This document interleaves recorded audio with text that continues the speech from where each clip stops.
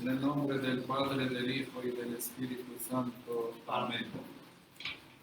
Mis queridos hermanos, en la lectura que hemos escuchado de los Hechos de los Apóstoles, nos cuenta de la comunidad primera de la Iglesia, la cual cuenta San Pablo lo que pasaba con él en sus viajes.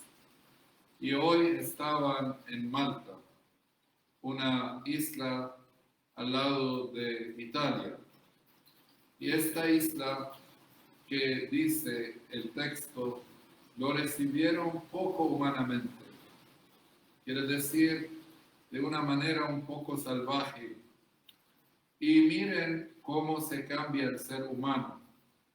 Cuando Pablo encendió el fuego en estas ramas secas, una serpiente sale del calor y lo muerde. Ah, es pecador. La justicia divina, directamente, le mandamos a Dios. La justicia divina no lo va a dejar sano. Algún hecho malo ha hecho para que esta serpiente, después que se salve del mar, muere aquí por esta mordedura, se dice. Sí. Entonces, de repente Pablo no muere y pasa todo normal. Y Pablo más echa la serpiente al fuego. Y ellos esperaban. Cuando vieron que no le pasó nada, ¡ah, es un Dios! Bueno, de un asesino a un Dios. Eso es lo que sucede con nosotros. Nosotros somos muy apurados a juzgar. Y nosotros muchas veces le decimos a Dios, aléjate un poquito, póngame en tu lugar y yo puedo juzgar. Este es bueno y este es malo. Este ha hecho esto y este ha hecho lo otro. Muchas veces nosotros nos ponemos como juzgadores unos a otros. Esta es así, este es así, fulano, sultano, etc. Pero nosotros no debemos ser así, los cristianos. Al menos los cristianos.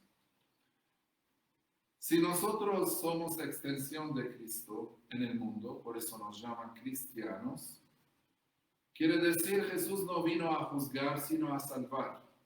Y si yo estoy en Cristo y en Cristo, no puedo juzgar a los demás. Hay quien los juzga, sus obras y su Creador, pero yo no puedo juzgarlos. Y nosotros sabemos que al principio de la comunidad cristiana, como hoy en día, Dios acompaña los que llevan la palabra del Evangelio con signos visibles. Muchas veces sucede con nosotros una palabra, una oración, una imposición de mano, un sacramento que le damos a una persona y queda sana. Pero eso no es porque somos santos, porque tenemos los pecados que tienen ustedes y un poquito más, porque el que tiene se le pide. Y nosotros tenemos una gracia sobrenatural, se llama el sacerdocio. Y Jesús nos va a pedir mucho. Pero muchas veces Él, a través de este sacerdocio, actúa no porque quiere decirme que yo soy santo, sino quiere ayudar al creyente que su fe es verdadera y su fe no lo defraude.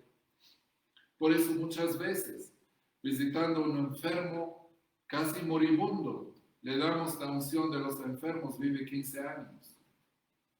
Una persona viene a la confesión y de repente una palabra, el sacerdote le dice, le saca montañas sobre sus hombros. Otra vez uno mira a un joven y le dice, ¿por qué no haces sacerdote? Y el Señor está hablando a través de este sacerdote o de este misionero o de esta persona a aquel joven. Y él encuentra su vocación en la vida y muchas otras cosas. Por lo tanto, como en la primera iglesia, Dios acompañaba la palabra de Pablo, la predicación de Pablo con signos visibles. Sanaban, ponían las manos y las personas quedaban curadas. Y hoy en día, ¿Cuántas personas se curan sin darse cuenta?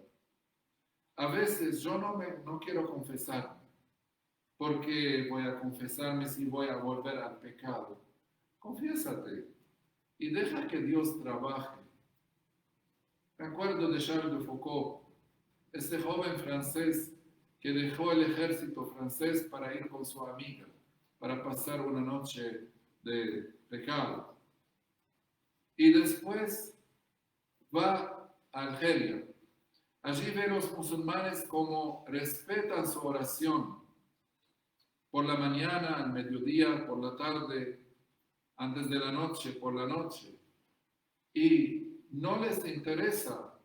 Llega el momento de la oración, ponen una alfombrita pequeña y empiezan a rezar en medio de la calle.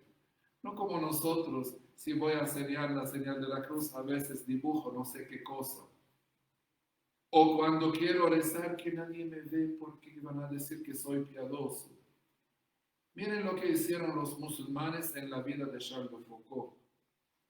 Cuando él vio a esta gente rezando de esta forma, se preguntó, ¿y qué de mi fe?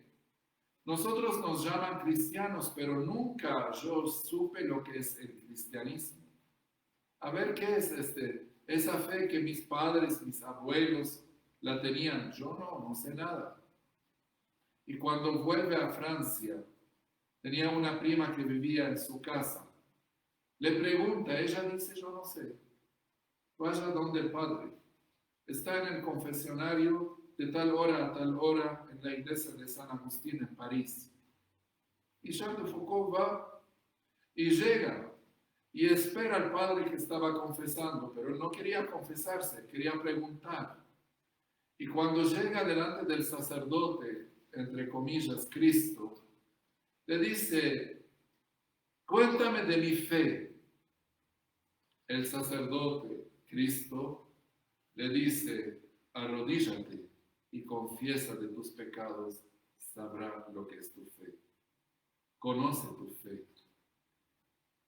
Y este joven hizo lo que dice San Pablo, obedeció la fe, se arrodilló, hizo su confesión y fue un cambio total en su vida, de un libertinaje, una persona que vive el pecado, a una persona libre con la libertad de los hijos de Dios.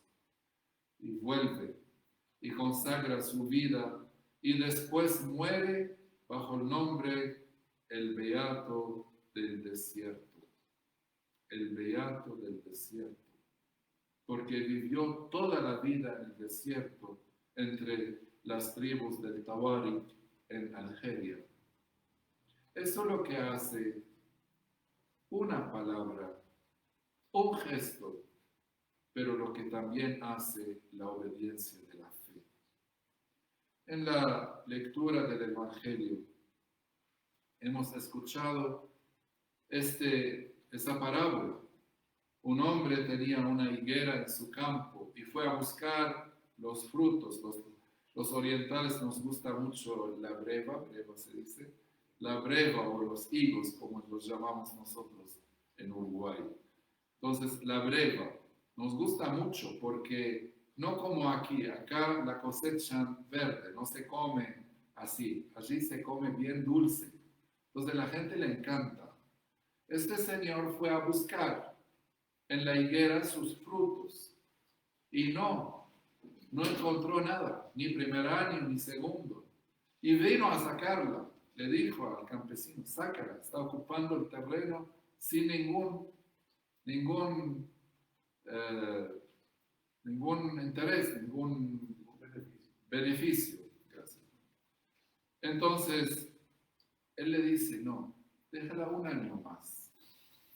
Esto quiere decir que cada uno de nosotros está por dar frutos y muchas veces nuestras obras merecen que estemos arrancados, pero la misericordia de Dios nos da más tiempo. No, dejamos un año más, a ver qué sucede. Siempre Dios nos da otra oportunidad. Siempre Dios quiere que demos frutos, porque nosotros estamos para dar frutos, porque de estos frutos nosotros podemos rendirle gracias a Dios y alabanza y gloria al Padre. Por lo tanto, cada uno de nosotros, cuando viene a dormir por la noche, tiene que preguntar, ¿cómo pasó mi día? ¿Qué fruto ha hecho hoy? Porque cada día que pasa no volverá jamás. Y es un día perdido de tu vida. Acuérdense aquel cuento que una vez les conté. Uno vino a pasear en un bosque y le gustó un río que pasaba por allí. Se sentó al lado del río y empezaron los pájaros a cantarle y él estaba muy contento. Pero, como para divertirse, para pasar el tiempo, había un montón de piedras a su lado y él empezó a sacar las piedras y tirarle al pájaro. El pájaro volaba y la piedra llegaba en el río la llevaba. 1, 2, 3, pasó toda la tarde así. Antes de regresar, tenía 2, 3 piedras, fue jugando así. Y llega a su barrio, lo encuentra el vecino. Oh, vecino, ¿cómo estás? Bien, ¿dónde estaba? Bueno, yo hoy pasé al río, estaba allí toda la tarde, es hermoso escuchar la voz de los pájaros con el río, etc. Y el vecino nota que hay unas piedras entre las manos de este señor y le pregunta, ¿qué son estas piedras? No sé, había un montón, pues yo empecé a tirarlos y me quedaron estos 3 así, vine jugando, no tienen nada de valor. El vecino sabe bien, miró así, son piedras preciosas, pero el hombre no sabía. Entonces le dijo, ¿sabe que esto cuesta tanto? ¿Que esto tiene valor tanto? No, ¿cómo? Claro, porque tiene un material muy como oro, como lo que sea, esmeralda, yo qué sé. Empieza a pegarse. Yo toda la tarde estaba pasando piedras sobre los pájaros, pero mire, en la tarde, en la noche, ya no tengo nada. Ese cuento es de los días que nosotros pasamos sin sentido, un día tras otro, tras otro, tras otro.